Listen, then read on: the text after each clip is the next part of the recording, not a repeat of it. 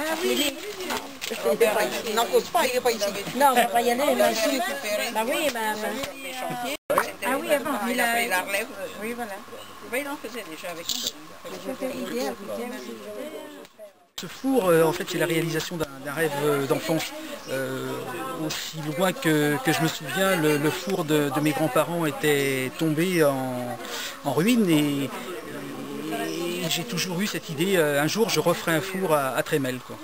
Et donc j'ai réalisé ce four, je l'ai terminé en l'an 2000 et derrière ce four, ça m'a obligé aussi à retrouver des gestes que dans toutes les familles on avait, c'est-à-dire de savoir faire du pain, savoir faire des fagots déjà pour chauffer le four, mais savoir faire du pain, savoir faire de la charcuterie et c'est réapprendre tous ces gestes qui étaient naturels pour les générations qui nous ont précédés et des gestes que pour la plupart on ne sait plus faire.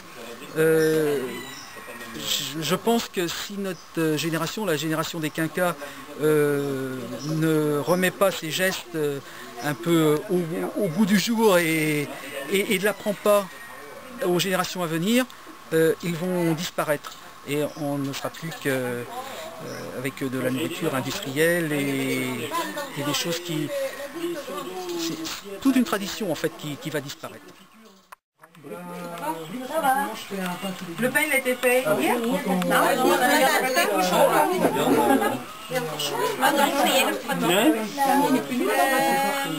Le fermier doit être plus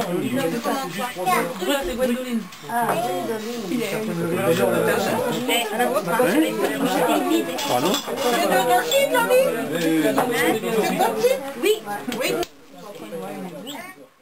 Dans un premier temps, j'ai fait une dalle de béton tout à fait classique, avec des parpaings pour maintenir. Par contre, à partir du moment où la dalle a été bien sèche, j'ai fait une deuxième dalle qui sert à isoler de la chaleur et qui est faite avec du béton réfractaire. Sur ce béton réfractaire, j'ai posé la sole du four qui est en briques réfractaires. Ce sont des briques qui résistent à plus de 1000 degrés. Et à partir de ce moment-là, comment faire la voûte?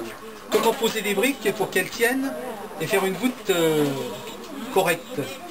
Et là, j'ai pensé à faire en fait une partie en terre qui avait la forme de la voûte que je souhaitais. Et après avoir étudié différentes formes, celle qui me paraissait la plus solide était la forme d'un demi-œuf. Elle permettait d'avoir une chauffe assez intéressante en n'utilisant pas trop de matières premières de bois et c'était une forme qui mécaniquement permettait de tenir aussi assez bien. Donc j'ai fait une forme, dirons-nous, une forme mâle sur laquelle j'ai posé mes briques et au fur et à mesure que je posais les briques, je remplissais les interstices de béton réfractaire afin de former cette coquille, là, je ne sais pas trop comment on peut décrire ça. Ensuite, j'ai recouvert l'ensemble de béton réfractaire. Donc il n'y a pas de terre du tout à l'intérieur? Il y avait de la terre qui servait à mouler la forme, mais j'ai donc fait cette coque réfractaire et une fois la coque réfractaire sèche, j'ai retiré la terre. Ça me permettait de voir avant d'aller plus loin l'état à l'intérieur de cette voûte. Et puis après, c'était le plus dur, hein. Une fois que c'était fait, donc béton réfractaire, de la laine de roche, et après du sable et de la vermiculite. Vermiculite dans le sable pour alléger. Et vermiculite qui a un fort pouvoir isolant aussi. Et puis après c'est de la maçonnerie classique qui nous permet de monter des murs et de... Pour construire ce four, vous êtes allé voir les anciens du village pour savoir comment on faisait autrefois. Vous avez cherché des informations ailleurs? Alors, les anciens, j'ai essayé d'en trouver, malheureusement, je n'en ai pas trouvé. Donc je me suis fié un petit peu à mon sens, je suis allé voir des fours, j'ai essayé d'étudier comment ça avait pu être fait. Moi, après, j'en ai tiré certaines théories. Et bon, c'est surtout, j'ai analysé un petit peu les fours que je pouvais voir et visiter, et j'en ai tiré les plans de celui-là. Le four est en service depuis l'an 2000. Et vous avez mis combien de temps pour le construire? Il n'y a pas vraiment un temps, parce que bon, je l'ai commencé à une mauvaise période, c'est-à-dire que je l'ai commencé à l'automne. Et le temps était vraiment froid et humide, c'était pas non plus une bonne période pour faire ce genre de choses. Donc j'ai préféré arrêter et j'ai repris au printemps suivant. Et là après ça a été une histoire de quelques semaines, quoi.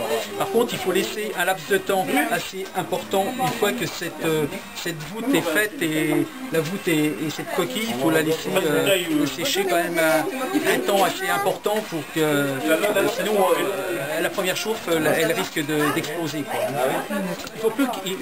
C'est ni plus ni moins qu'une poterie, il faut qu'elle soit sèche pour la cuire. Un four c'est pareil, il faut que la coquille soit bien sèche pour pouvoir faire une chauffe dedans. Et après on fait des chauffes progressives, c'est-à-dire que ce sont des chauffes de quelques minutes dans un premier temps, et après on rallonge les chauffes, et en fait si on peut dire on recuit un peu l'ensemble, quoi. J'aime chercher du cidre jaune, du cidre... Alors, qu'est-ce qu'il faut?